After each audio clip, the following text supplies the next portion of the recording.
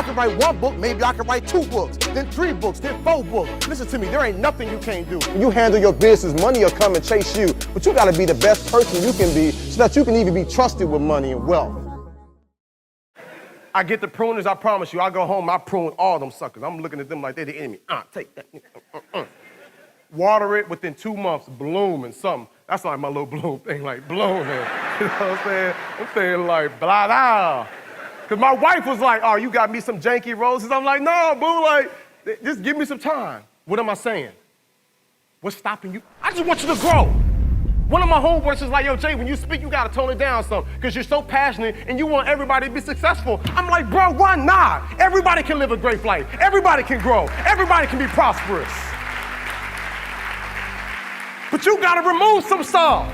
I'm giving you 4 things and I'm out of here. I'm almost done. The first thing is you better recognize where you are.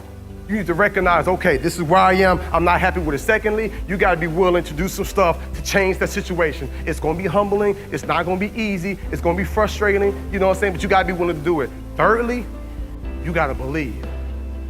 I felt like I was an accident for so long. For years, I felt like I was a mistake. My mama had me. She was 16 years old. I felt like I ain't had no purpose, just issues, just broken. You know how sometimes it is. So when I was in school, I was just shooting for a 70. Because I'm in class with people, like you going home to your biological mom and dad and y'all are wealthy, everything is great. You know what I'm saying? I'm not on your level, so let me just try to be average. Let me just try to slide in and be average. So I was shooting for a 70 in school. That's no wonder why I was failing. Because when you shoot for a 70, you land with a 62 or a 59 or a 47.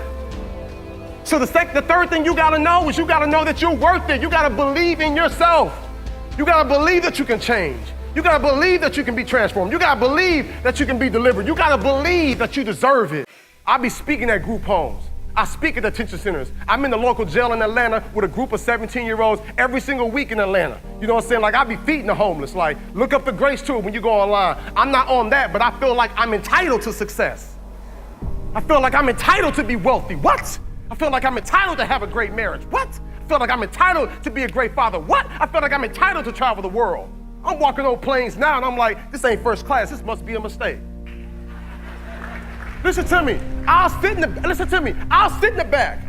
There was a time when I was just grateful to be on the plane. Always grateful, but never settled. I feel entitled, I'm a child of the king. There ain't nothing I can't have. What? Who am I talking to? I'm supposed to be a lender and not a borrower.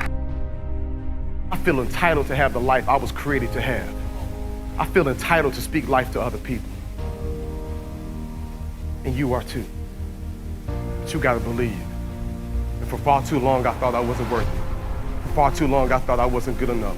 For far too long, I thought if this person was in my life, I'd be in another place. For far too long, I was like, well, if my wife would just do this, and I started looking, I did what Michael did. He said, look at the man in the mirror. I stopped blaming other people, and I started looking at myself. Then my man Inky messed around and recommended this book to me called Extreme Ownership, written by some Navy SEALs, and the fabric of the book is all about taking full ownership. And I started looking at myself, and I said, never again will I blame somebody else. Never again will I make excuses. It's all on me. If my life's a failure, I tell my wife we can't afford it, it's all on me. It ain't because this person ain't give me an opportunity, it ain't because this person ain't do nothing, it's all on me. And I'm gonna put the work in. Let me be clear. I'm not on that spirit of entitlement because I just deserve it. No, I work for it. You don't get what you deserve, my friends. You get what you work for.